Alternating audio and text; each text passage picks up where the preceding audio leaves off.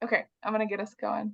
Good evening, friends, readers, and book lovers. My name is Elizabeth Boscher, and I'm the events coordinator from Schuler Books.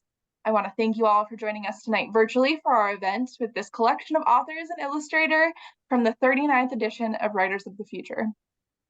L. Ron Hubbard established the Writers of the Future contest in 1983 to provide a means for aspiring young authors to gain a foothold in the field of speculative fiction. In 1988, based on the success of the Writers of the Future program, a companion contest was created for new and aspiring illustrators seeking to become speculative artists. If you are interested in learning more about Writers of the Future or entering the next contest, I will drop the link below where you can find all the information. Joining us today are authors David Hankins, Jason Palmeter, Elaine Midco, TJ Knight, and illustrator Sarah Morrison. We're so happy to have all of them. Yay. David Hankins is the award-winning author of the novel Death and the Taxman, publishing Tax Day 2024. He writes from the thriving cornfields of Iowa, where he lives with his wife, daughter, and 2 dragons disguised as cats. David devotes his time to his passion of writing, traveling, and finding new ways to pay his mortgage. Jason is a speculative fiction author who has written for screenplay projects, independent comics, graphic novels, and short story anthologies. He holds a bachelor's degree in computer science and previously worked in the computer security sector as a software development before turning to writing full-time. Elaine, a pen name, is an award-winning writer of short stories and science fiction. In addition to Writers of the Future, Elaine's work has won numerous awards, and she is a retired criminal justice law professor and lives in South Florida. TJ Knight is the pen name for a regular dude who lives in New York, upstate, not city, surrounded by oaks and pines, deer and turkeys, a cat, son, wife, and on holidays, a daughter. He makes soap, bakes too many paleo brownies, reads, runs, and writes. Sarah is an award-winning fantasy illustrator and portrait artist working primarily with oil paint. She focuses on figurative works designed to inspire narrative with attention towards faces and fabric. Escapism through fantasy has always been a central theme to her art, and she embraces whimsy and enigmatic details. Sarah's imagery is designed to inspire a sense of wonder, encouraging viewers to develop stories about what might be going on in each piece. Schuler Books is an independent bookstore with 4 locations in Michigan. You can follow along with all the bookstore happenings on Facebook, Instagram, and TikTok, as well as through our weekly newsletter. If you still need a copy of Writers of the Future Volume 39, we would love to send you one, or any of the previous volumes. And if you wish to support this independent bookstore, you can buy it through our website, schulerbooks.com. I will also paste the direct link in the chat. Or you can visit one of our brick and mortar locations in Grand Rapids, Okemos, Ann Arbor, and West Bloomfield. We're about to begin, and just as a couple reminders, if you want to ask a question, I might see it in the chat, or you can put it in the Q&A bubble. That's an easier way for me to see it throughout the event. And without further ado, welcome David, Sarah, Jason, Elaine, and TJ. Thank you. Glad to be here. Thanks. Thank you. All right, We are. I'm going to have us start. Oops. Trying to paste my link here. Okay. I'm going to have us start by having everyone introduce their short story that ended up in this collection. And I could read the little synopsis, but I think it's always better to hear from the author themselves. I also want to mention here that David and Sarah are kind of in this book. Sarah was the illustrator that was paired with David. So maybe we'll put you 2 together and you can kind of describe things together. But I'm going to go around my screen. So let's start with Elaine. Would you describe your story to us? Yes, I will. And I'll show you the I don't know if you can see it. I think you can. Oh, we can. Oh, yeah. Yes, that's the illustration from the very talented Jose Sanchez. My story is called A Trickle in History. And Unfortunately, it became slightly timely, unfortunately, but it takes place in the future where the last 8 Jews on earth, survivors of the second Holocaust, decide that they need to try to rewrite the past. So it's a bit of a time travel story, but it's also very much a story about trying to maintain your family and maintain your identity in very, very difficult times. So it's a cheery tale. Not exactly. Important. There are important themes for sure. All right. I'm going to jump down to Sarah and David. Maybe David, if you can explain your story, and then Sarah, Sure. can you show off your art with it? So my story is Death and the Taxman. It's about the Grim Reaper trapped in an IRS agent's dying body, and he has to regain his powers before he dies and faces judgment for his original sin. And so Sarah has the art there, and I've actually taken that, as you mentioned earlier, turned it into a full novel that is coming out on tax day on April 15th. And Sarah has helped me with the art on that, bunch of interior art and stuff as well. That's awesome. So as an illustrator getting paired with a writer, I was given the entire short story to read to decide how to illustrate it. I don't know if I should go into that, how I did that now, or is that a later kind of a question? Let's go into it. Yeah. So yeah, I get to read the short story, and from somebody who's read this short story multiple times at this point, reading the full length novel still a lot of fun. So I recommend it. I did thumbnails of different characters and different scenes in the story to try to figure out what would make the best piece to, illustrate the story as a whole. And I was working with art director Chernik, and so she gave me some advice on from my thumbnails which one to turn into a final sketch and how to bring that to a final full-length oil painting. Thank you, Sarah. Jason. Okay, my story, which I marked here, is also turned out to be kind of timely. And here's the illustration from Helen there on the side. And it's called Under My Cypresses. And it's essentially a story about, in the near future, AIs are kind of indistinguishable from real people. And because people, regular people get like a chip in their head, and it's essentially augmented reality chip. But it goes a step further than just putting images. It actually interfaces with all of your senses. And so at that level, then if you're in a room, you may see somebody and you may even touch them and everything, and they may feel real, but it's just your chip sort of giving you the sensation of it. And so at that point, you can't really tell if it's a real person or if it's an AI, up to a certain point. And so the story explores what that means to somebody in the idea of like, what is real at that point? Like, if you've interacted with somebody for a certain amount of time and you feel like they're real to you, but then you find out later maybe they're not, well, does that mean they're not real? So it's kind of a story about identity. And it really just came out of my son wanted to buy a skin for his Roblox character. And I was like, what's it give you? And he was like, oh, it just makes you look like an otter. And I'm like, well, do you get like a new level you can play or anything like this, like extra powers? And he was like, no. I'm like, well, that doesn't even seem like anything real. You shouldn't spend real money on it. But then I let him do it, and he spent the next week talking about how cool it was. He was running around as an otter, and his friends were otters. And to him, it was real. It was like a real upgrade to the game, whereas I was old school, and I'm like, well, it didn't give you any new experiences other than feeling as you're running around in this game like you were an otter. So that's sort of the inspiration for it. That's awesome. Thank you. TJ? So here's my illustration in case someone hasn't seen it. And you see this little, I don't know if you can see, it's a little blurry. It says live. So what happens is in our future, our telescopes have gotten so powerful that we zoom all the way down to planets now, and we just watch them. So we have all new sports to watch and all new wipeouts, like volcanoes and different things taking out planets. Of course, it happened a long time ago, because the light traveling, light speed, and all that stuff.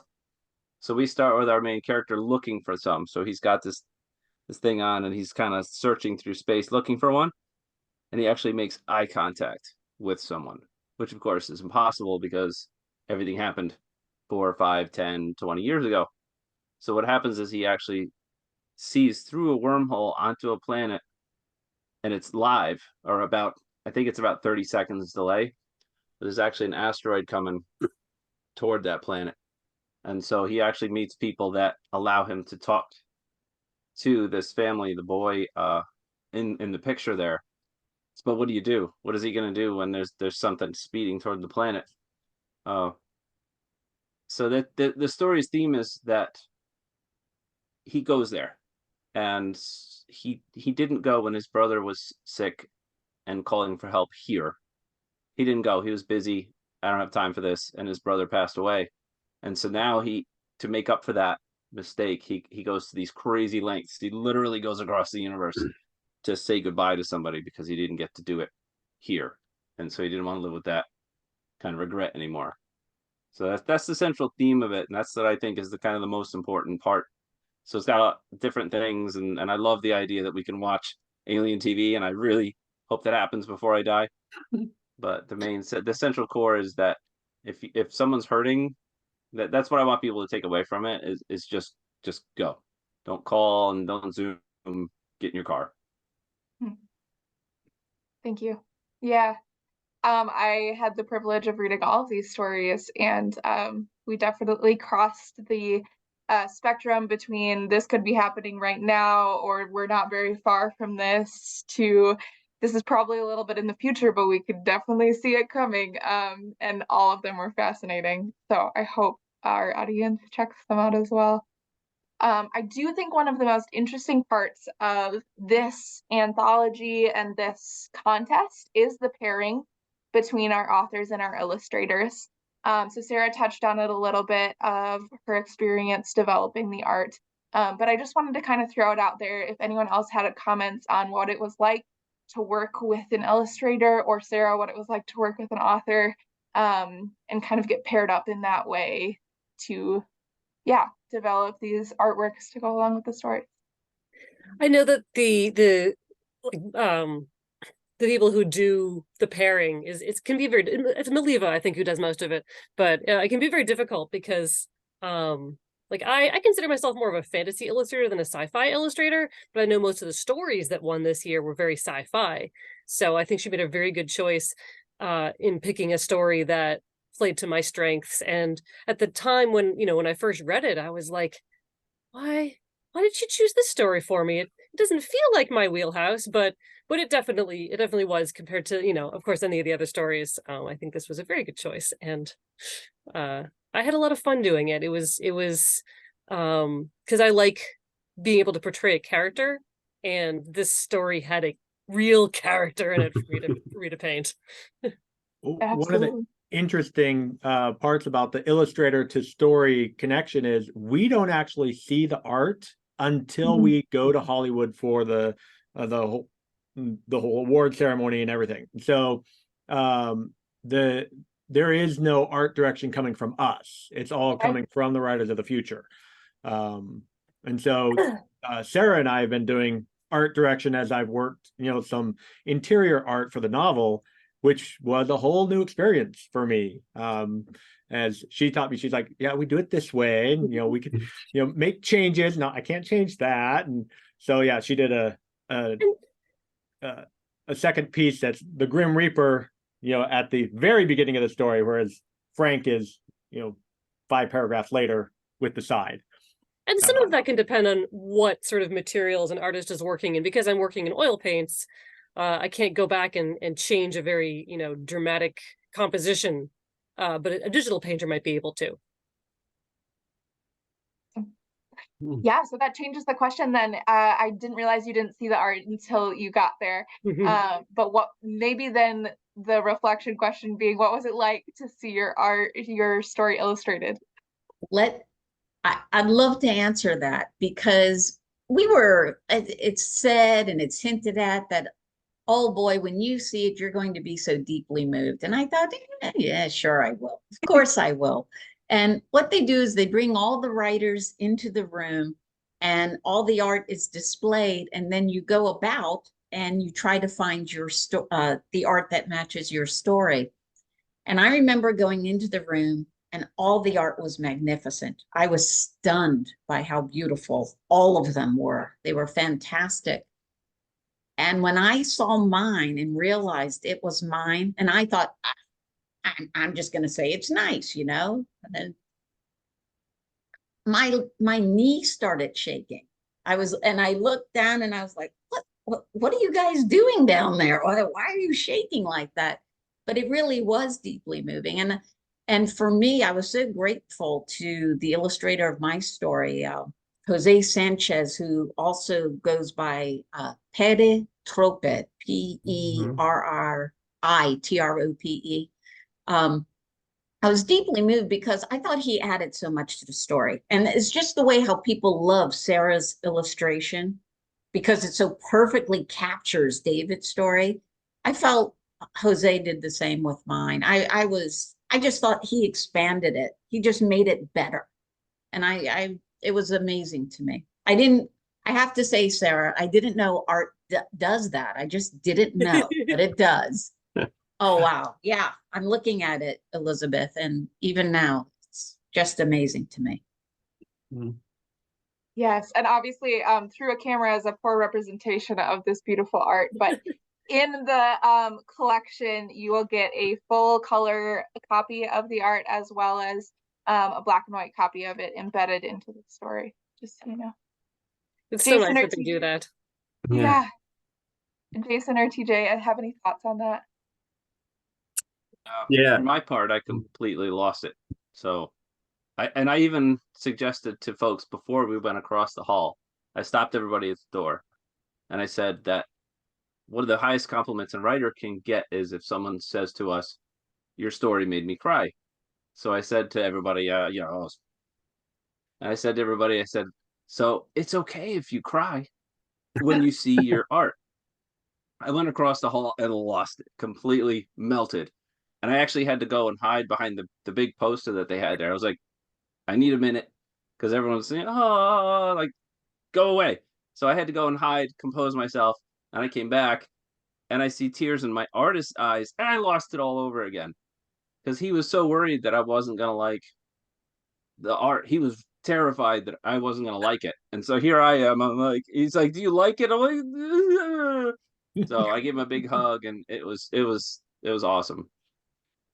Yeah, I actually had a similar experience in that, like, Helen was like super. She was the artist that did my picture. Let me see if I can get it up here for.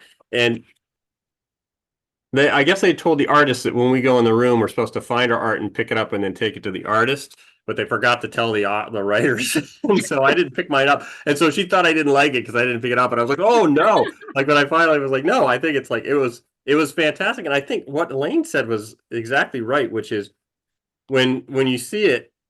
It adds to your story so much because in Helen's case, the look on the character's face, primary character's face, was perfect. I looked at it for a while and I said, yeah, she's it's not really full uncertainty on the character's face or fear or anything like that. It's just a sort of like an unknown, right? The character's in sort of a liminal space of unknown of what she's going to do. And Helen captured that perfectly on the character's face, and also her choice of colors and stuff were fantastic. And so, yeah, I have to agree that like that was one of the most interesting parts of the entire contest was having someone illustrate your story, and then also talking to the illustrators and having them say, "Oh, thanks for writing the story because it gave me, like great material for art." And I'm like, "What do you?" I had to think for a second because I'm like, wait a minute, because as a writer, when I was younger, I got a lot of my ideas from like going through Dungeons and Dragons modules, right? And you would see a picture and then you would come up with a story to match the picture. And that's kind of how I thought it flowed. I didn't realize as much that the stories would influence what the artist would do. And I don't know why I didn't think of that. I mean, it makes sense now, but it was really cool to talk to all the artists there and see that they essentially get ideas from stories, and we get ideas from pictures. So Yeah, absolutely. And here's the one with PJ's story. yeah. And while everyone else was crying, I walked in and just started cackling, which was perfect because it's a humor story. And yeah, I was just laughing, full belly laughs. And Sarah's like, "You like it?" I'm like, "Oh yeah. Oh yeah, that's good." Fair. All right, I'm gonna throw one of my questions and one of the audience questions together. So my question being, how did you get into writing or illustrating? And our audience question is, what kind of training have you had in writing or art that has led you to today? Wow. I'll say I got into it a little bit after I retired from a job at a college. And at the college, that took up a lot of my brain waves and my time and my creativity. But once I retired, I got into it a bit more. But I'm going to throw it out here, and it's absolutely true. The Writers of the Future is designed in such a way, it is such an encouragement to try and to write. Even how they set up the contest, they could do a once a year contest and say, we're going to pick 12 winners. If they did that, I would have written a story once a year, but they don't. They pick 3 winners every 3 months. And so you end up writing 4 stories a year. And just writing the stories is excellent training. And then they started an online, and it's free, which is very important to me because I love free. They started a free online writing course, which is excellent. It's not that you're with other students. It's a do at your own pace, but it's a combination of lectures and readings and videos. And you can focus on what you might think you're weak at. I thought I was always pretty good at dialogue, so I didn't feel I needed a lot of that. But I needed a lot of, I think I needed some help with plotting and all. And they have it all broken up into different sections. And that part was good. And what's funny is that it has exercises. So it took me a while to finish up because when I did the exercises, it sparked another story idea. And so I started working on that story, and I said, well, now I'm writing a story, so I'm not going to go back and do the course. And it just keeps going and going. So that was one way. You can do formal training. You could take classes even at your local community college in creative writing, but there's a lot of resources available online, and Writers of the Future is a good one. TJ is extremely active on the Writers of the Future forum. And on that forum, there are so many tips. So, and you can ask questions. It's really astonishing. Wolf Moon started his, he's written, he's associated with Writers of the Future with folks who don't know him. And he now has a book. There it is. David's holding it up. How to Write a Howling Good Story. His book, I think, had its beginning on the Writers of the Future forum, where he started a thread called Super Secrets. And I actually started looking at that thread, and I began to see some great tips in there. So I think Writers of the Future is a great resource. And I even tell my friends who are not science fiction or fantasy writers, I say, you can learn a heck of a lot. Try their course, look at the forum. And so I think it's good. And of course, there's many, many other places where you can start. So the middle of my story is very similar to Elaine's. I started out telling my daughter bedtime stories, and then they just kind of kept evolving into this big old world, and she started poking holes in it. Like, no, last night you said, so I had to start writing it down. And I was like, oh, hey, this is turning into a book. Then I had 2.5 novels. I'm like, you know what? I'm going to start sending these out to query, and I got 0 responses or thank you, no. And so I was like, well, okay, maybe I need to actually learn something about how to write. I could put a sentence and a paragraph together, but I didn't know the basics of story. And that's where the Writers of the Future online course came in. I looked up, I was like, I'm going to go for short stories. Short story contest, Writers of the Future, first thing to pop up. All right. Free online writing course, Writers of the Future, first thing to pop up. Like, all right, let me check this out. And I took their course and realized how much was wrong with my stories and why they weren't selling. And so that got me started. And I wrote my first short story and I submitted it and it came back with an honorable mention. I was like, I actually know how to do something. And then I got into the forum where TJ is, with Wolf Moon and his super secrets. And that was like the next stage. I got the basics from the Writers of the Future. Wolf Moon super secrets really, fast forwarded my progress until here I am. And so, yeah, as far as writing resources, go check out Writers of the Future. Their website, they got a blog, they got podcasts that are fantastic. Yeah, just a whole lot there to help you learn how to write.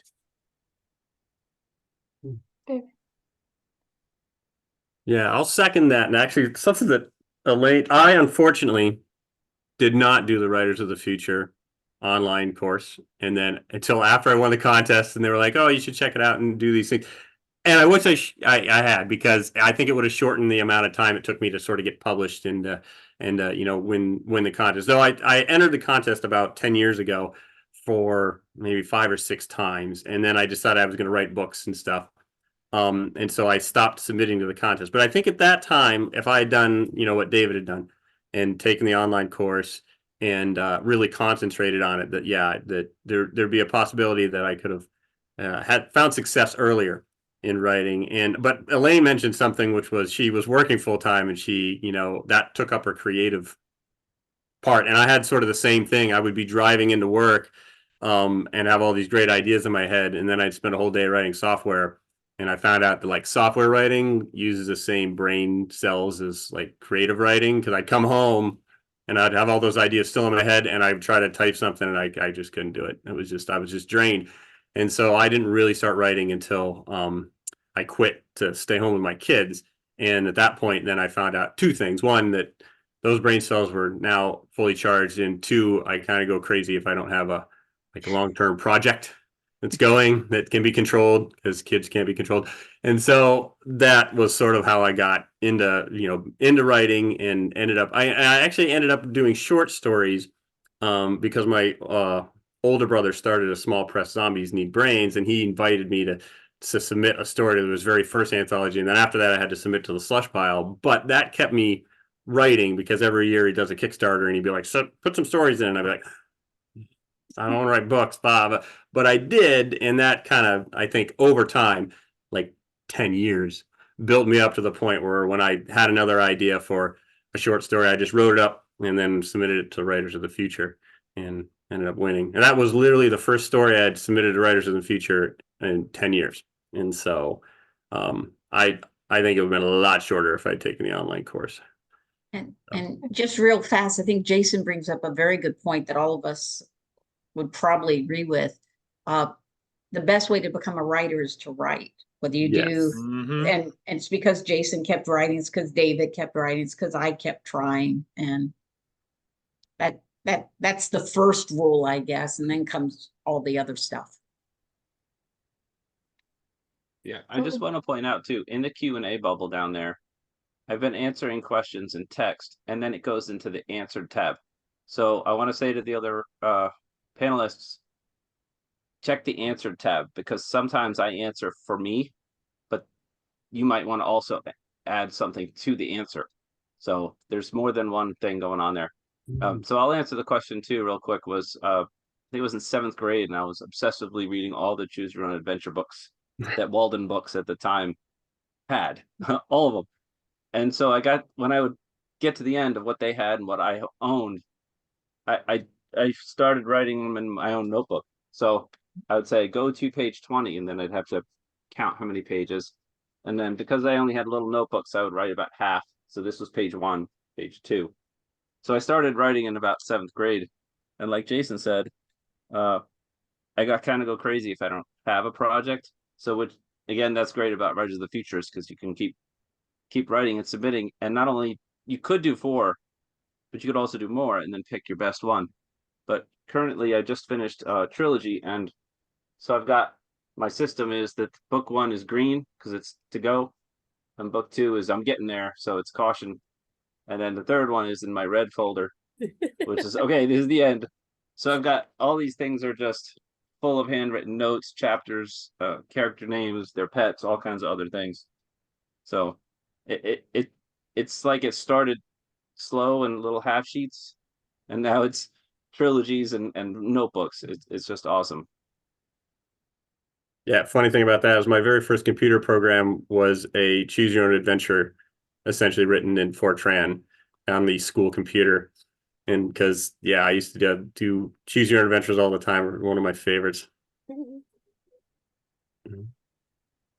So, and it's second person, which is crazy because I don't read second person anymore. Yeah. But I loved it back then. Sorry, go ahead. Oh no, I wasn't sure if you guys were done, so I was going to go off to the art side. Please do. So unfortunately, the forum doesn't have as big of an art community or like any, you know, how to do art side of it, although the art side is definitely growing now. But I was sort of those kids who always drew all the time. So like I still have like everything I've ever drawn since I was 5 in a box in the closet. But you know, what do you want to be when you grow up? An artist. I didn't know what that meant.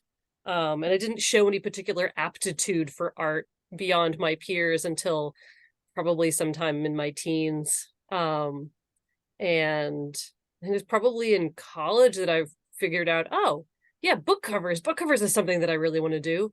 But I took a long journey where I ended up in retail outside of college for 13, 14 years, and then was like, all right, finally, I can break free, and now I'm going to become a full-time artist. And then I was actually able to devote a lot of time towards it. And that was around when I first learned about the competition. So a friend of mine in the local art scene also had won the previous year. And so I was like, oh, wait, I haven't heard about this. I should enter. But my training is sort of like, it's because it's something I've always been doing. It's something I've always been doing. And a lot of it's sort of self-taught copying. Like I've got into like anime and manga in like the 90s. So I was into that. You know, I went to a liberal arts college, so I didn't have a specific art training. I was learning everything while I was there. But then post college, I've definitely taken. There's something called the Illustration Masterclass, which used to happen out in Amherst, Massachusetts, and now it's happening. I want to say in Savannah, Georgia. I think it's just started up again. There's something called the Smarter Art School, which is an online set of classes. I was studying under a local mentor, who's a realist painter named Jason Pollins. So, and then there's lots of, you know, things online, tutorials. So everyone learns a little differently. So sometimes learning from a real person is more helpful. Sometimes learning from a tutorial is more helpful. But little bits here and there. Working in retail actually helped a lot because I was working in an art supply store. Fair, that's fair. And I have a follow-up question for you, Sarah, specifically from our audience. Can Sarah speak about her process for drawing what she saw in the story?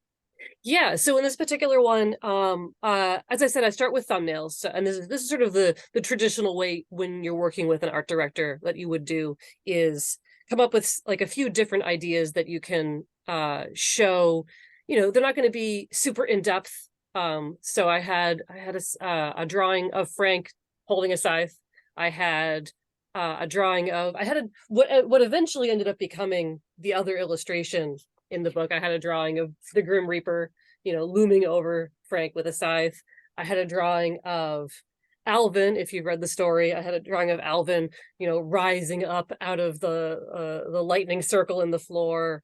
And after that, it's sort of, you know, once Echo and I had narrowed it down to a particular piece, then it goes on to, you know, refining that, which involves also taking reference photos, working from photos to, you know, figure out exactly how it's going to look much more detailed than a thumbnail, you know, color, light, things like that, before I then move over into paint. Comes up. Yeah, there we go. Look at that. Oh, Oh, wow. That's awesome. That's cool. And sometimes the pose is something that I'll refine in the sketch phase, and sometimes it's something I'll refine after I've gone to take reference photos, because it turns out the friend of mine who posed for that had just come up with like also a very good pose. And so I am working from them also. Awesome. Thank you. I think we'll do this one rapid fire, but I think this will be interesting to get the answer all around. Is how many entries did it take for writers and artists before your win? Sarah, 2.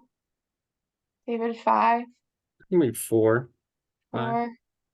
DJ, do you have enough fingers? No, it's 32. 32. Okay.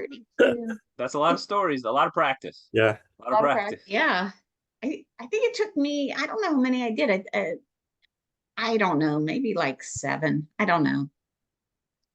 Well, Fair. and we need to point out, Elaine was also a published finalist in volume 37. That's right. That's Mhm. right. What happens, just so some folks know, they pick 12 stories over the course of a year. And then I guess it depends on length of stories. And also they ask some pros to submit stories. And I don't know, I guess if they have enough shorter stories, then they have then they might have room for 1 or 2 more. So there's 12 finalists who are chosen. And at the end of the year, there's 12 winners are chosen. At the end of the year, I guess there's 20 finalists. And then out of those 20 finalists, they will, if there's room, they might pick 1 or 2 more additional stories. I think in our volume 39, there are no published finalists. Our people So I like guess- to write long. Right. Some people like to write long. That's Yeah. true. You see this guy here? Which one? No, I Arthur? can't see it. Arthur Spencer. Manners. Yes, that was Arthur. Arthur submitted 1 story. This one. 32. And 1. Wow. And 1. 1. Yeah. 1 and 1. Mhm. 1 and done. That's Arthur. He's a PhD and he's British, so I guess that's normal. You gotta throw your hands up at that one, I suppose. Sometimes Yeah. you get lucky. Yeah. That's so interesting though. Okay, I'm gonna throw one specifically to David. What was the most challenging part of expanding your story into a novel? It was actually having enough words, because I'd been practicing so much doing short stories, having tight, compact scenes, hinting at things instead of fully describing them, that I got through the novel, my first draft, and it wasn't novel length. And I'm like, oh no. But then I started going back and realizing, oh, wait, every time I start a new scene, I need to actually set my stage again. Let's talk about, all the birds and the bees and the flowers and all that, whatever I need, so that I can set the reader in that stage before we go on to do the things. And so, it was getting enough verbiage. And there were a couple points where I went, I don't have enough problems. Okay, let me throw in some more problems, make things harder for him. And then I just went back to the beginning and dropped a couple things in, so it looked like I meant to do it the entire time. So that's one thing I learned is novels are not written the same way that you read them. So I would write a scene at the beginning, I write a scene at the end, something in the middle, take this chapter, move it over here because it actually made more sense there. And that's how it worked. How long did it take you, David? From finishing the first story and then finishing the first book? I started the novel in August, the same week I got the call from Jody. And I had my first, what I felt was the first finished draft the week we went to Writers of the Future. So April, so August to April. So I'm trying to beat that right now, but we'll see. As I'm writing the sequel, I'm about 22,000 words in right now. So we'll see. All right. This could be for everyone, but I'm going to throw it to Elaine specifically. Was there a catalyst moment that inspired your story for this collection? Wow. In a sense, yes. both I may be the oldest of the writers. I'm not sure. There might be another one who's maybe older. I don't know. But in any event, both of my parents have passed away. And I don't know. I was thinking about my parents, and I was thinking of things they cared about. And I ended up writing this story to partly as a representation of things that they cared about. So that was the catalyst. I was thinking about my parents. And when I wrote the story, I have to say, and this is to all those who are trying for Writers of the Future, I didn't think it had a chance at all to win or even be a finalist or a semi-finalist. I just didn't think so. And I've reached the conclusion that I have no clue as to what works and doesn't work. And so I should just write what I want to write. That's fair. And submit it. And submit it, yeah. Yeah. And submit it. Yes. I've had stories that I never thought would be published by anybody who, and those stories sell. And I've had other stories that I think are absolutely fantastic that are currently on their 11th or 12th rejection. So yeah, just don't know. Yeah. Jason, I want to talk about the content of your story a little bit. We know where the catalyst came from, but as you were writing this story, did it change your perspective at all on AI or how we view these virtual spaces? Yeah, I mean, I guess when I started it, it was a very simple story, and then I won't spoil it because there's, the twist thing that happens in there, but I won't spoil it. But as I started, it was a fairly simple story, and then as I was about halfway through it, and I'm a seat of the pants writer, so I don't plot anything out. I just start writing, and it sort of writes itself. After I got about halfway through, I realized that there are a lot of issues that are brought up by the setting and the setup of having AIs in this context. And so it did change my perspective in the sense of I realized how big of an issue it will become. And how when I wrote it, the whole AI craziness wasn't around. It was a year before any of that happened. And then when it won, it still wasn't AI crazy. And then it was literally right when we were doing the stuff that the AI stuff hit the news, and all that stuff happened. So it was interesting in that AI is a weird thing where like it hit the news and then everybody had impacts from it almost immediately, such as ChatGPT came out, and so all of a sudden college professors had to worry about AI written papers, and other people that do short stories had to worry about getting submissions that were AI generated. And I realized that it was a very rapid impact on everyday people and stuff. And I realized, well, eventually, once the AIs get to a certain point, you have to address the issues that are sort of in the story, which is how do you treat an AI, and do AIs have rights? And one thing that was very interesting to me is the backlash against AI generated art and some of that other stuff that it came from, that was really harsh from the sci-fi and fantasy community, because you think of sci-fi fantasy people as sort of progressive people, and especially sci-fi sort of embracing technology. But when AI generated art and possibly stories came in, there was really this like no kind of front to it. And I was like, wow, that's interesting, because like, well, if an AI generates something that's really good, is that bad? You know what I mean? It feels bad to people, but I mean, is it bad just because it's AI generated? And that really is what the story ended up being about, even though it wasn't intended that way in the beginning, is how are we going to integrate what AIs can do into society? Yeah, absolutely. All right, PJ, you've been answering questions in the chat, which I so appreciate. My question for you then is, this is your 32 entry. At 30 seconds, and did you have any like gut feeling like that this was the one, or were there some in those 32 that you liked better, or was this a favorite? Well, this was definitely one of the favorites. I actually entered this story 4 times. Okay. So yeah.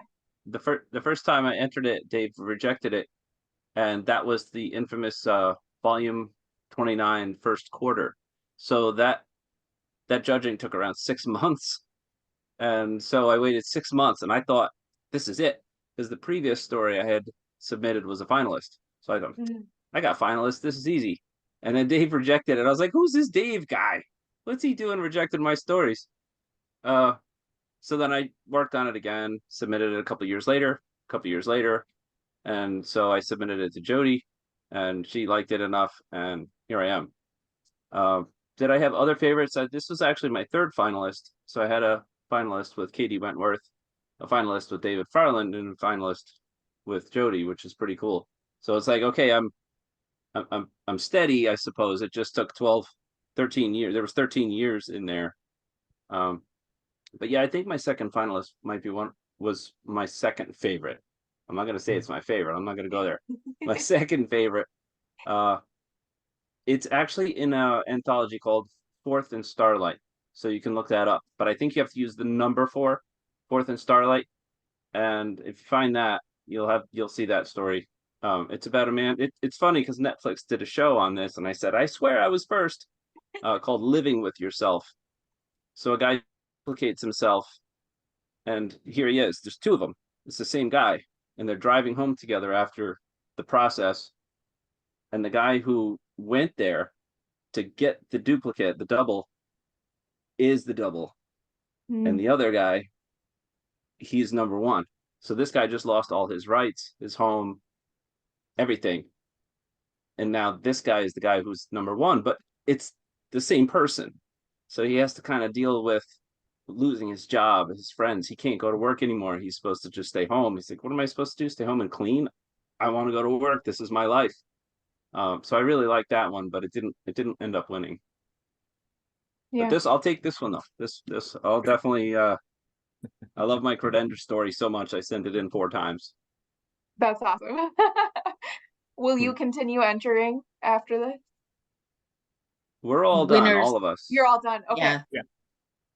I'm Yeah, not as up on all One the and done, contest just like rules, Arthur. so okay. Cool. Yeah, that's great though. All right, another audience question. What are all of your thoughts on writing to market versus writing to passion and personal interest?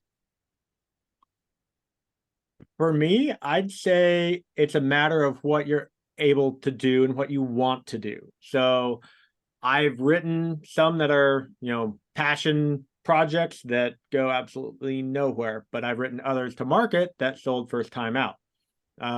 There was an anthology called Murder Birds that the editor was short on stories, and he actually reached out to Wolf Moon's Wolf Pack, which I'm part of, and said, I need stories about murderous birds, and I need them in 5 days.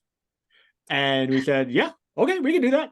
And I wrote a story about red-tailed hawk and a flamingo jailbreaking the zoo, and he bought it. And so that is, 100% written to market.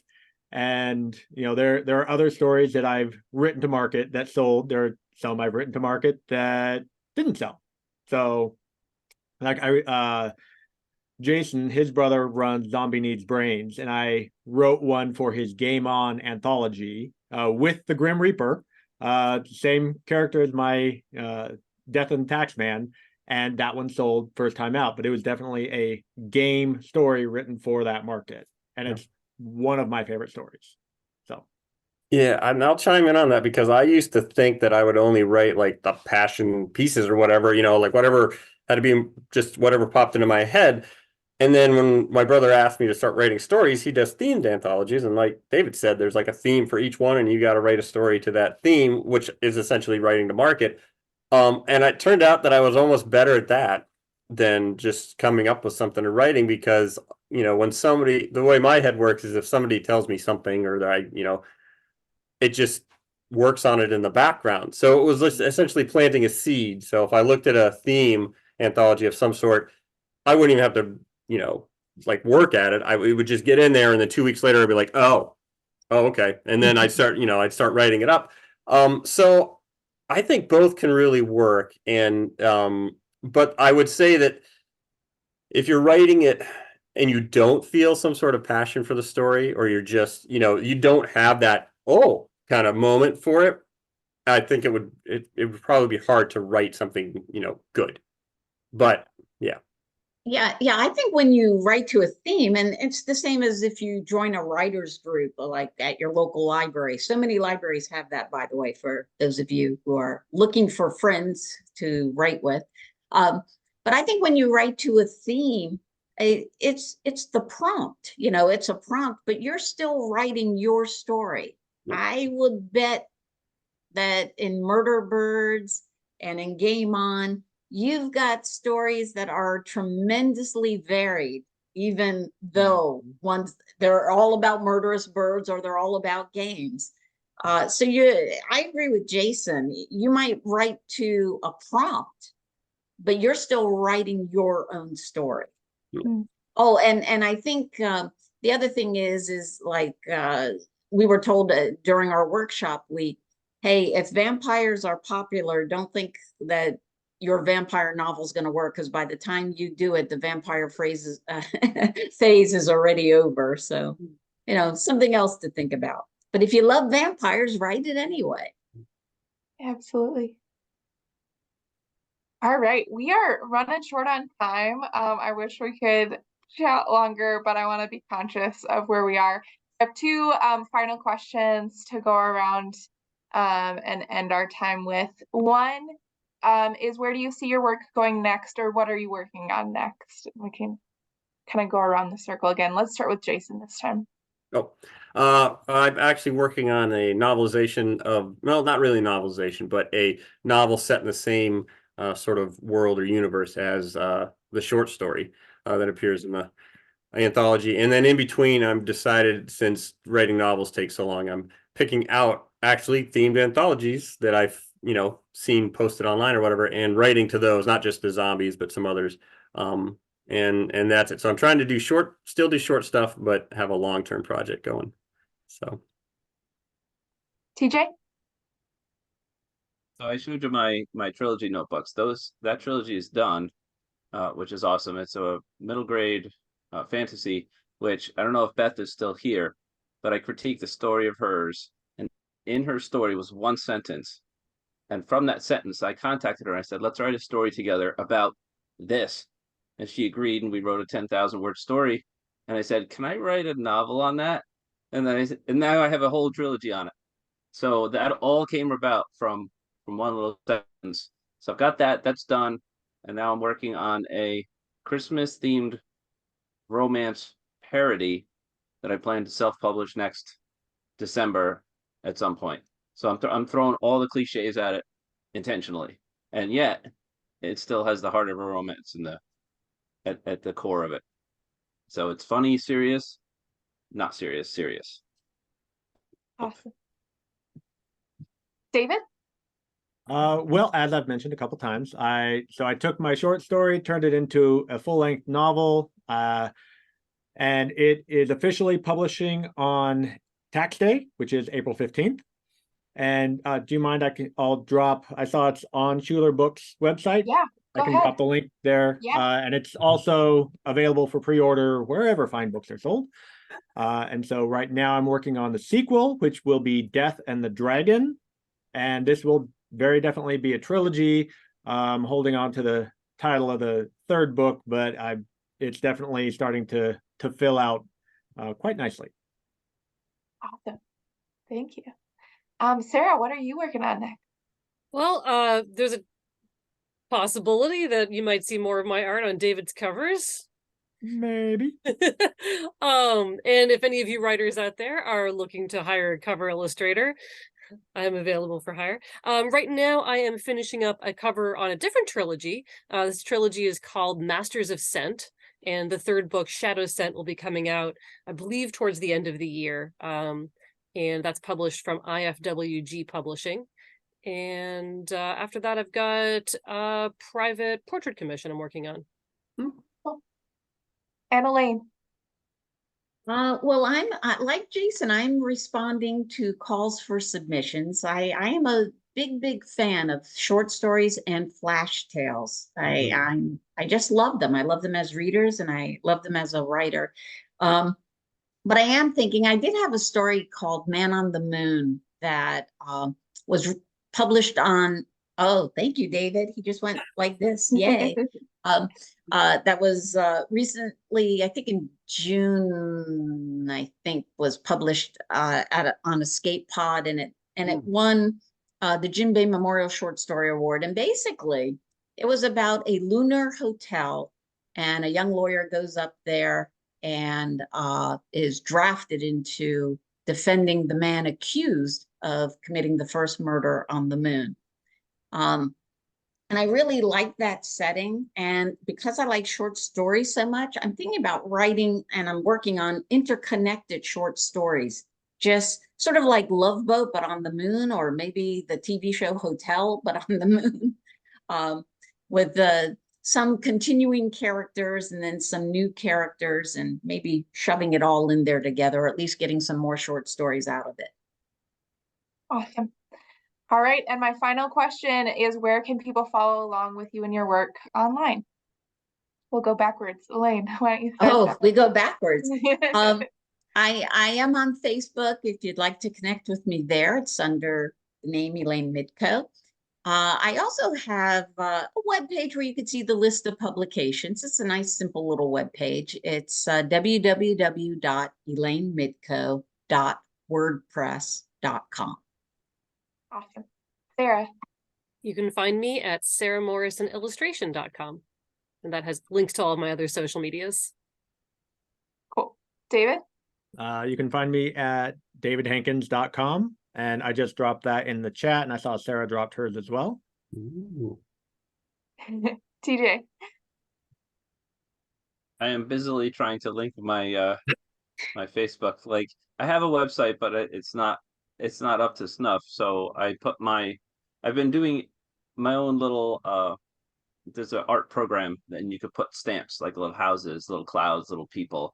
Has Sarah seen some of my my stamp art?